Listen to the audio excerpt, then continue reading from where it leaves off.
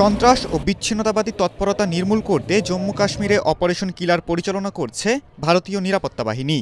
অঞ্চলটির শোপিয়ান জেলায় ভারতীয় নিরাপত্তা বাহিনীর সঙ্গে সন্ত্রাসীদের বন্দুক লড়াইয়ের ঘটনা ঘটে। মঙ্গলবার এক প্রতিবেদনে এ খবর জানায় ভারতীয় সংবাদ মাধ্যম এনডিটিভি।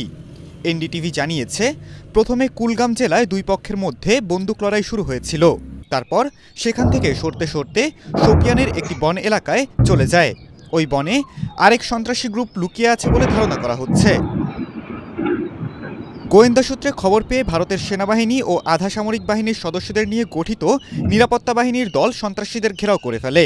তারপর থেকে 2 ঘন্টারও বেশি সময় ধরে দুই পক্ষের মধ্যে বন্দুক লড়াই চলে। ভারতীয় সেনাবাহিনী সামাজিক মাধ্যম এক্সের এক পোস্টে জানিয়েছে, গোপন গোয়েন্দা তথ্যের ভিত্তিতে জম্মু কাশ্মীরের শোপিয়ান জেলার সুকাল কেল্লে এলাকায় অভিযান চালিয়েছে ভারতের সেনাবাহিনী।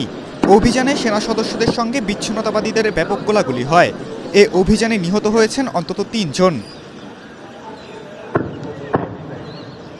কাশ্মীরের পেহেলগামে সন্ত্রাসী হামলায় 26 বেসামরিক নিহত হওয়ার পর পাকিস্তান ও পাকিস্তান অধিকৃত কাশ্মীরে ভারতের আক্রমণের পর 4 দিন ধরে পারমাণবিক শক্তিধর দুই প্রতিবেশীর মধ্যে তীব্র পাল্টাপাল্টি হামলার ঘটনা ঘটে।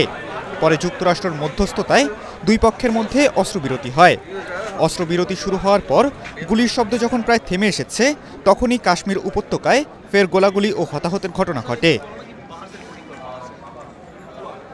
খালিদুল ইসলাম তানভীর, এটিএন বাংলা।